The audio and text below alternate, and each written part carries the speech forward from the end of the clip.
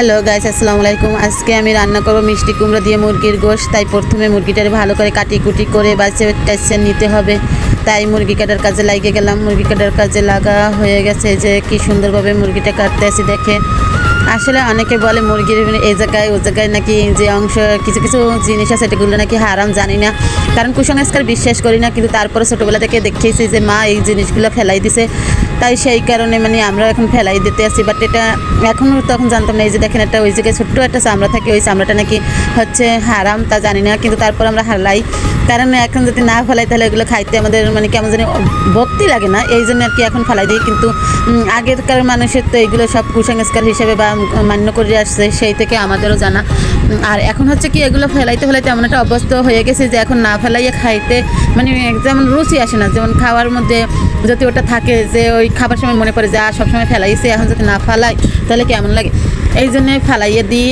কিন্তু এটা কুসংস্কার, যাই হোক, এটা না মানাই ভালো। এটা হচ্ছে যে কিন্তু আপনারা এরকম কে এইগুলো ফেলাইয়ে দেন তা তো জানি না, কিন্তু আমরা দেই। অনেকে আবার দেখি কি এই যে এই ইটের ভিতরে এই যে নরুলি বলে, যেটারে নরুলি বলে, এটার ভিতরে একটা সাদা অংশ থাকে, এই অংশটাকে কেউ ফেলায় না। এই অংশটা হচ্ছে আমরা ফেলাইয়ে দিই, কারণ কি এই অংশটা খাইতে তেমন ভক্তি বা রুচি আসে না। এই যে দেখেন কি সুন্দরভাবে এই হলা দিয়ে এই ভিতরে দিয়া এই যে সাদা অংশটাকে এইরকম ফেলাই দিই, কারণ এটা হচ্ছে আমরা ওই যে এক কথা বললাম যে ছোটোবেলা থেকে শুনেছি যে এগুলো খাওয়া নাকি ভালো না বা জায়েজ নাই, হারাম। কিন্তু এখন হারাম মানি না, কিন্তু ওই যে না খাইতে অভ্যাস, এখন দেখলেও ওগুলো খাওয়ার মুখের সামনে নিলেও খাওয়ার রুচি আসে না বা রুচিতে ধরে না যে এটা খাই। কিন্তু মানুষ আগেরকার দিনের মানুষ অনেক কিছুই তো মানছে বা অনেক কিছুই করছে, কিন্তু সব কিছু কুসংস্কার হিসেবেই আমরা নিচ্ছি। বাট এখনও কুসংস্কার, আল্লাহর জিনিস হচ্ছে যে আল্লাহ যেটা করবে সেটা তো করবেই, কিন্তু তাছাড়া তার বাইরে যেগুলো আছে কিছু কিছু সবই আসলে কুসংস্কার আমরা মানিয়েছি। সেই কুসংস্কারের জন্যে এখন এমন পর্যায়ে হয়ে গেছি যে আমাদের এখন খাওয়ার রুচিই থাকে না। তারপর মাংসটা ভালো করে বাইছে ফ্রেশ করে ধুয়ে নিলাম।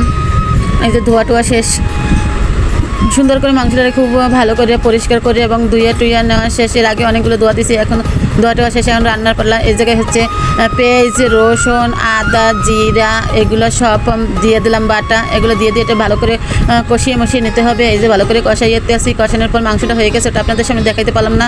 মাংসটা হয়ে যাওয়ার পর পানিটা যখন এরকম ফুটতে আসবে তখন এটার ভিতরে দিয়ে দিলাম হচ্ছে যে মিষ্টি কুমড়া দিয়ে এখন এটা সুন্দর করে ঢাইকে দিবেন।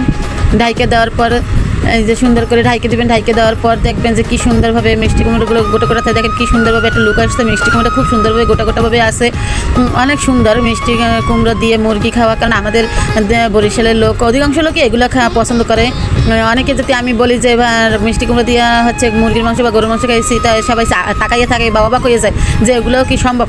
আসলে এগুলো সম্ভব। আপনারা আমার রান্না দেখে অবশ্যই আপনারা একবার হলেও ট্রাই করে দেখতে পারেন যে আসলে মিষ্টি কুমড়ো দিয়ে, আপনারা তো সবসময় আলু দিয়ে খান, কিন্তু মিষ্টি কুমড়ো দিয়ে যে মুরগির গোশত খাওয়া যায় সেটা একবার ট্রাই করে দেখবেন অনেক টেস্ট, অনেক ভালো লাগে, অনেক স্বাদ লাগে। আসলে সবাই সব কিছুর ভিতরেই খাওয়ার রুচি আছে বা রুচি থাকা দরকার, আর সব কিছু দিয়ে ট্রাই করা দরকার। যেমন আমরা এটা খাইতে অভ্যস্ত, একদিন দুদিনের না, কিন্তু আপনারাও একদিন খাইয়ে দেখেন টেস্ট পাবেন, অনেক অভ্যস্ত হয়ে যাবেন। তাহলে আজকের ভিডিওটা এ পর্যন্তই। আপনাদের কেমন লাগলে বলবেন, অবশ্যই ভালো লাগলে শেয়ার করবেন, লাইক কমেন্ট করবেন। আল্লাহ হাফেজ, সবাই ভালো থাকবেন।